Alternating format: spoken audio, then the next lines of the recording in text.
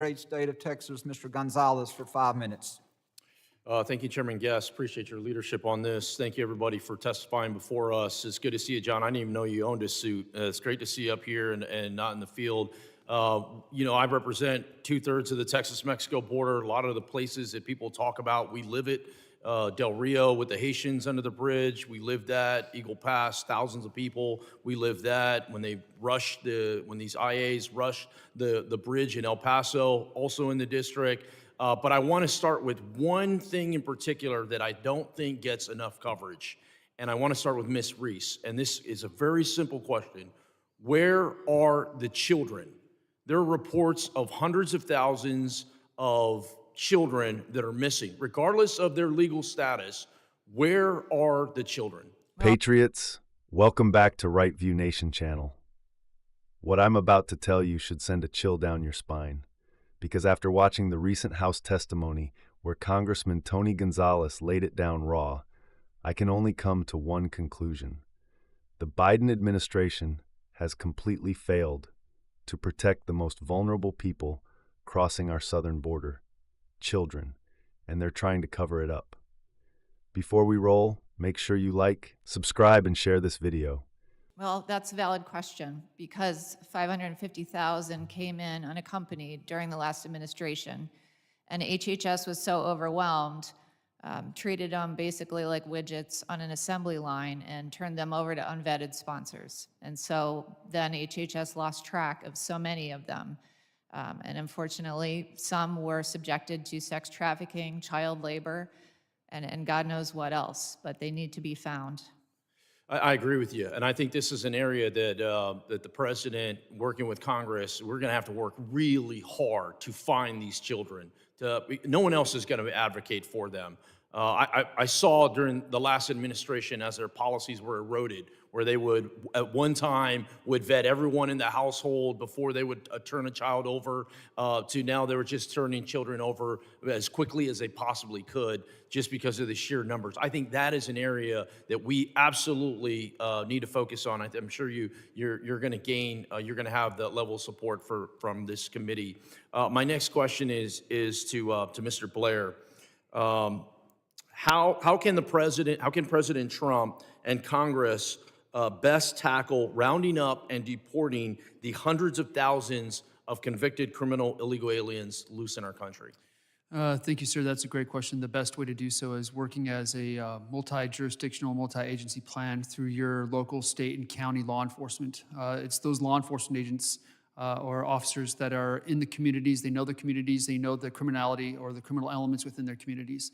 So the only way that President Trump and also Tom Homan are going to be able to go after all those hundreds of thousands that are currently on the non-disclosed docket for ICE that have criminal records is by going through a multi-agency, multi-jurisdictional plan led by the federal government. The federal government is just not big enough. Federal agencies are not large enough. And so they're going to have to go through that all the way down to the local level. Spot on. I couldn't agree with you more. Last year, I sent a letter to ICE asking how many convicted criminal illegal aliens are in our country. One, I was shocked I got a response back. But even more shocking was the fact that it was 662,000. That is a large number. And to your point, the only way we're going to accomplish this is if we all are in the same boat, paddling in the same direction. Local, state, federal, all coming together. I just held a roundtable last week in San Antonio with my sheriffs, with my police chiefs, we had FBI there, we had HSI, we had DEA, you had all these different partnerships. And you've already seen some of the successes that President Trump has been able to, and his administration has been able to accomplish in Houston and throughout the country. But to your point, I think you're spot on. We have to do more. And the only way we do this is if we all pull our resources together to get these. Once again, I'm not talking about somebody that is here waiting their court case. I'm talking someone that's a convicted criminal illegal alien to the tune of 600,000. My next question is to you, John. It's pretty simple. I mean, you're on the ground. You're in the field.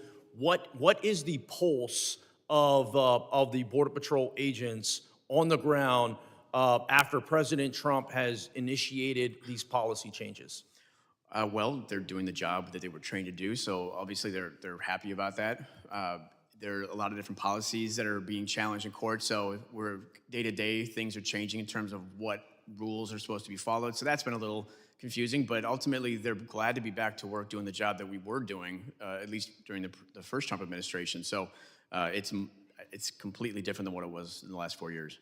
Yeah, I agree with you. I mean, I've been since the president has taken office, I've been at the border 6 different times, various different sectors. I have 4 different Border Patrol sectors. It is a breath of fresh air on the ground. One thing that I would add, though, I'm seeing a lot of agents, new agents that have been in the force less than 4 years that really don't know what their job is supposed to be. So I think a large part of it is how do we train our agents to get back to doing the jobs that they need to do. Thank you, everybody, again, and thank you, Chairman, for this.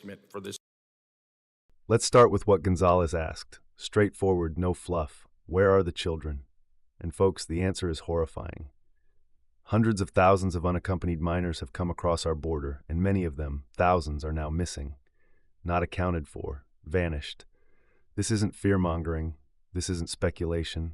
This is straight from the mouths of officials testifying under oath. Miss Reese admitted that under the weight of sheer volume, these kids were processed like items on a conveyor belt, shipped off to unvetted sponsors. The same people the government was supposed to protect them from. Some of these kids ended up in sex trafficking rings, child labor schemes, and God knows what else. If this doesn't make your blood boil, I don't know what will. Now ask yourself, why isn't the media screaming about this every single day? Oh, that's right. It's not Trump in office anymore, so apparently, missing children don't matter. When Trump was in charge, the media covered every tent, every fence, every detention facility, but now, under Biden, it's silence. They don't care about these children. They care about political optics. And Congressman Gonzales didn't stop there. He asked another hard-hitting question that every American should be demanding an answer to. How are we going to round up and deport the 662,000 convicted criminal illegal aliens roaming freely in our communities? Yes, you heard that right. Over 662,000 convicted criminals illegally in this country. We're not talking about dreamers. We're not talking about people waiting on a court date. We are talking about people with convictions. Assault, drug trafficking, weapons charges, you name it. The response from Mr. Met Blair was refreshing. He said the only way to fix this is with a multi-agency, multi-jurisdictional strategy. That means ICE, local sheriffs, state police, the DEA, all working together. And thank God Congressman Gonzales gets it. He just held a roundtable in San Antonio with law enforcement, building the coalitions we need to clean up this mess. But none of that matters if the federal government ties their hands behind their backs, which is exactly what Biden and his open border cronies are doing. And let me tell you what's going on with our brave Border Patrol agents. Congressman Gonzales asked a Border Patrol field agent named John about morale and operations under President Trump's renewed border policies. And the response? Night and day difference. The agents are finally getting back to doing what they were trained to do.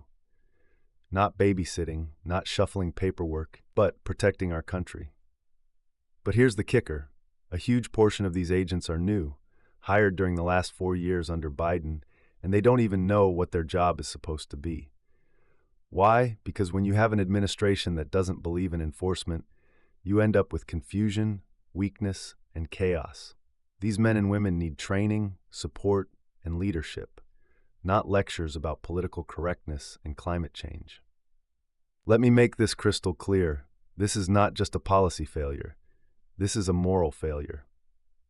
This is a failure to uphold the basic duty of the federal government, to protect its people, especially the most vulnerable. And when hundreds of thousands of children go missing and hundreds of thousands of criminals are allowed to roam free, someone needs to be held accountable. So what can we do, fellow patriots? We hold the line, we stay informed, we demand answers. And come election day, whether it's local, state, or federal, we vote for leaders who put America first. We vote for border security, for law and order, for American sovereignty. Because if we don't, the future our children inherit will be one where borders don't matter, where laws are optional, and where the American dream is just a distant memory. Share this video, subscribe if you love this country, and comment below. What do you think the solution is to this border crisis? Let's keep the pressure on. The fight for the soul of America starts right here, right now.